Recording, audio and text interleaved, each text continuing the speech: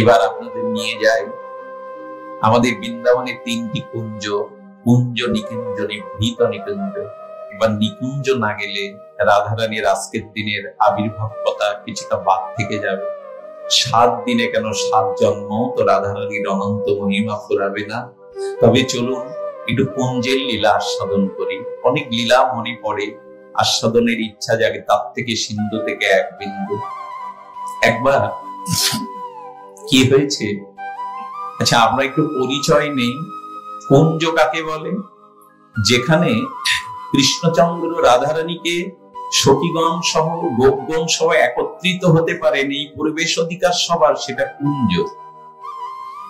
আর নিকুঞ্জ হলো যেখানে রাধা মাধবের সাথে অষ্ট সখীগণ বিলাস করতে পারবে, এর নাম নিকুঞ্জ।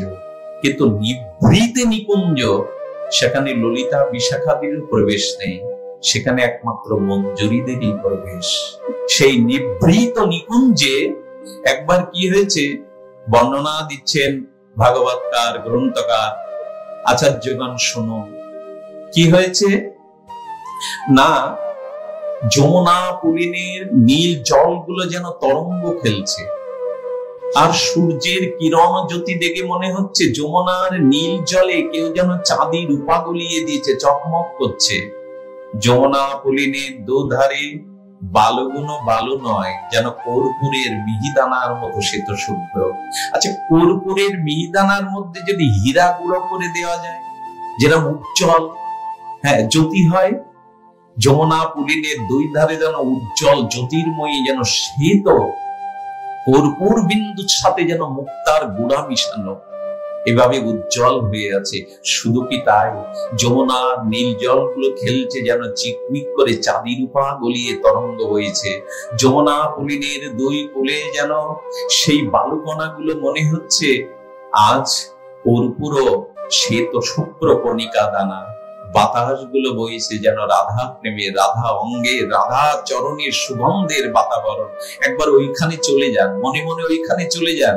আর বৃক্ষগুলির প্রতিটা লতা পাতায় রাধা নাম লেখা, বৃক্ষগুলির প্রতিটা লতায় পাতায় রাধা নাম লেখা। শুধু কি তাই, ওই বৃক্ষ কুঞ্জে বসে পাখিগুলো গুঞ্জরিত পঞ্চম রাগে রাধে রাধে বলে গুণকীর্তন করছে। এমনি করে বৃন্দাবনের বনসভায় যখন সবকিছু আনন্দময় প্রেমময়, সেই নিকুঞ্জ মন্দিরের সম্মুখে যমুনা পুলিনে সখীগণ বসেছেন। আজ কৃষ্ণ হারা হয়ে তারা নিকুঞ্জ মন্দির হতে, নিভৃত নিকুঞ্জ হতে কৃষ্ণ হারা হয়ে তারা সকলে একত্রিত বসে গুণকীর্তন করছেন। দেখুন, কৃষ্ণ হারা জীবের এটাই গোপীগণের আদর্শ, এটাই আমাদের আদর্শ। আদর্শ হলো যদি হারিয়ে বসি তবে সবাই মিলে কৃষ্ণ গুণকীর্তন করা, কৃষ্ণকে পাওয়ার, প্রভুকে পাওয়ার, এটাই হলো পথ।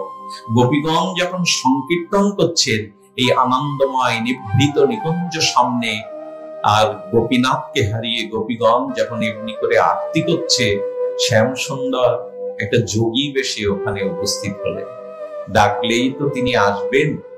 যোগী বসে যখন এসেছেন, সেই যোগী রূপ ধরে বসবে না গোপীদের মধ্যে সে বসেছে, পাগড়ি বাঁধা যেন যোগীরাজ। যোগীরাজকে দেখে গোপীরা হাত জোর করে বলছেন, যোগী, ভূত ভবিষ্যৎ গণনা তোমার কাছে জানতে চায় না, বলে দাও না আমাদের শ্যাম সুন্দর কোথায়, বলে দাও না আমাদের শ্যাম সুন্দর। ওরা কারো কাছে তো কিছু চায় না, ওরা চায় শ্যাম সুন্দর কোথায়। ব্রজের গোপীদের মহিমা শুনবেন একবার। কৃষ্ণ দেখুন, এদের নিষ্ঠা দেখুন, এদের অনুরক্তি দেখুন। একবার কৃষ্ণচন্দ্রকে খোঁজার জন্য গোপীগণ বলছেন, বলতে পারো আমাদের প্রাণনাথ কোথায়, ব্রজ জীবন কোথায়, আমাদের প্রাণের স্পন্দন কোথায়? সবাই বলছে ওই যে পাহাড়টাতে আগুন লেগেছে, ওই আগুনের ওপারেই কৃষ্ণচন্দ্র মুরলী বাজাচ্ছে। আচ্ছা, পোকাগুলো যেমন প্রদীপের দীপশিখায় এসে ঝাঁপ দিয়ে পুড়ে মরে, গোপীগণ ওই আগুন দেখছেন না, ওপারে কৃষ্ণ বংশীধারী আছে বিদায় সেই আগুনেই ঝাঁপ দিতে চাইছেন। কৃষ্ণ আগুন নিবাপিত করে দাঁড়িয়ে বলছেন, আজকে একটু দেখি না ওদের নিষ্ঠা। চতুর্ভুজ নারায়ণ রূপ নিয়ে দাঁড়িয়ে গেছে। গোপীগণ এসে নারায়ণকে দেখে বলছেন, নারায়ণ, বলো না আমাদের শ্যাম সুন্দর কোথায়? গোবিন্দ বলছেন, আজকে ওদের ফাঁকি দিয়েছি, আজকেরও নারায়ণ, কিন্তু নারায়ণকে সামনে পেয়ে ওরা কি চাইছে? শ্যাম সুন্দর কোথায় বলে দাও। যদি দেব দেবীর কাছে কিছু চাইতে হয়, কোন দেবতার কাছে কিছু চাইতে হয়, তবে যেতে বাধা নেই, প্রণামে বাধা নেই, তাদের উপাসনা করে বাধা নেই, কিন্তু চাইবেন আমায় কৃষ্ণ ভক্তি দাও, আমার রাধা ভক্তি দাও। তাদের কাছে মেগে নেবেন এই ভক্তি। বলে নারায়ণ বলো, রাধারানী পিছু পিছু আসছে। গোবিন্দ বলছে আজ রাধারানীকে আমি বোকা বানাবই। ওরা যেমন চতুর্ভুজ রূপ দেখে নারায়ণ জ্ঞানে প্রণাম করেছে, নিশ্চয়ই রাধা আজ আমাকে নারায়ণ জ্ঞানে প্রণাম করবে। রাধারানী যেই এগিয়ে আসছে, কৃষ্ণচন্দ্র দেখছে আমার হাত বিগলিত হয়ে ভেতরে ঢুকে যাচ্ছে। এই দেখুন রাধা মহিমা। আচ্ছা, মোমের সামনে যদি আগুন দেয়া হয়, মোম কি হয়?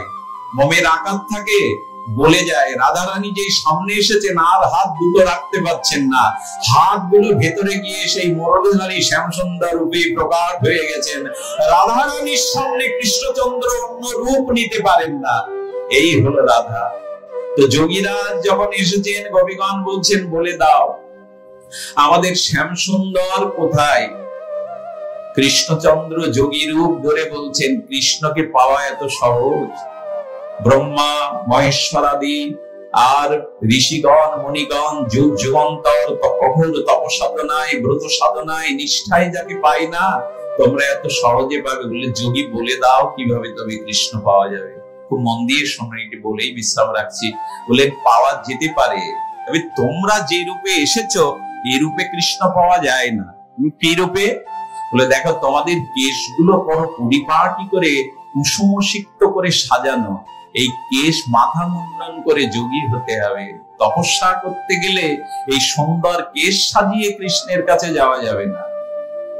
গোপীগণ কি বলছেন জানেন? অনেকেই প্রশ্ন করে যে গোপীদের যদি নিজ দেহ সুখ বাসনা না থাকে, গোপীরা সাজে কেন? নূপুর পরে কেন? অঙ্গরাগ করে কেন? সাজে কেন? বলছেন তবে যে দেখিয়ে গোপীর নিজ দেহ প্রীত। প্রশ্ন তুলছেন কবিরাজ কৃষ্ণ গোস্বামী, যদি নিজ দেহের প্রতি তাদের বাসনা থাকে, গোপীরা নিজেকে সাজায় কেন? অলংকার দিয়ে ভূষিত করে কেন? বলে সেও তো কৃষ্ণের লাগি জানিও নিশ্চিত। গোপীরা যে ভূষণ পড়েছে, অলংকার পড়েছে, সেও কৃষ্ণের জন্য, নিজেদের জন্য নয়। কৃষ্ণ সুখ পাবে বলে নিজেকে সাজিয়েছেন, নিজের সৌন্দর্য বৃদ্ধির জন্য। সেও তো কৃষ্ণের লাগি জানিও নিশ্চিত। তো গোপীগণ বলছেন তুমি ভালো যোগী না, তুমি ভালো যোগী না। অগযোগী শোনো, আমরা কেশকে পরিপাটি করে করেছি কেন জানো? আমাদের এই সুন্দর কেশ দেখলে গোবিন্দ সুখ পায়, আনন্দ পায়। এটি তার পূজার, এটি তার প্রেমের উপহার, উপচার। তুমি কেশ ফেলে দিতে বলছো, তুমি যোগী নাও। এই দেখুন গোপী নিজের সাজসজ্জা ভূষণ পর্যন্ত গোবিন্দ সুখের জন্য বললেন না। আচ্ছা, তোমরা যোগিনী বেশ না ধরে সুন্দর শাড়ি পরেছে, নূপুর পরেছে, এভাবে অঙ্গরাজ করে তার কাছে যাওয়া যায়? বলে শোনো শোনো যোগী, আমরা নিজেকে সাজিয়েছি তার সুখের জন্য, তার আনন্দের জন্য। আচ্ছা যোগী, তুমি কি দেখো না আমাদের সমস্ত জীবন যৌবন, আমাদের সমস্ত অঙ্গ সবকিছু কৃষ্ণ প্রেমে নিবেদিত, সবকিছু কৃষ্ণ প্রেমের জন্য নিবেদিত। তোমরা বোঝো না, তোমরা জানো না। আচ্ছা যোগী, তুমি আমাদের এটি ছাড়তে বলছো কেন? আমিও আপনাদের বলি, কোনো কিছুই পরিত্যাগ করতে হবে না। ঠাকুর মশাই বারবার বলেছেন, কি বলেছেন? পরিত্যাগ করার দরকার নেই। যদি আপনারা কৃষ্ণ সুখের জন্য সকল কিছু আর দিতে পারেন, কৃষ্ণ সুখের জন্য যদি সকল কিছু দিতে পারেন, কাম কৃষ্ণ আরাধনে, ক্রোধ ভক্ত দেশী জনে, আর লোভ সাধু সঙ্গ হরি কথায় যদি এটা দিতে পারেন, তবে প্রেম শিখতে হবেন। গোপী বললেন যোগী, তুমি যা বলছো তোমার কথা আমরা মানতে পারছি না। ললিতা সখী হঠাৎ দেখে ফেলেছে, আর এই যোগীকে যেন চেনা চেনা লাগছে। এই যোগীর কথা, অঙ্গভঙ্গিমা, চাউনি যেন আমাদের কাছে চেনা চেনা লাগছে। কে তবে এই যোগী? কে তবে এই যোগী? ললিতার কাছে তো ফাঁকি দিতে পারেন না কৃষ্ণ। যেই না তার মাথার পাগড়ি খুলে দিয়েছেন, দেখছে শ্যাম সুন্দর যোগী বেশে ওখানে দাঁড়িয়ে। ও, তবে আমাদের পরীক্ষা করতে এসেছিলে? হ্যাঁ, কৃষ্ণচন্দ্রকে পেয়ে তারা সকলেই কৃষ্ণকে ধরে নিভৃত নিকুঞ্জ নিয়ে রাধা রানীকে এক আসনে বসিয়ে সঙ্গীত সুধায় আরতিতে জেগে উঠল তাদের যুগল রতি, যুগল প্রীতি, যুগল আসক্তি। এমনি করেই নিকুঞ্জ মন্দিরে রাধাদেবের নিত্য লীলা। এভাবে অভিসারে তাদের প্রেমের এই প্রবাহ হিল্লোল রইল। যদি সময় হয়, মহাপ্রভুর কৃপা হয়, আগামীকালও আমাদের এই রাধা চরণ লীলাময়, রাধার অমৃত লীলাময় অমৃত আস্বাদনের প্রতি থাকলো।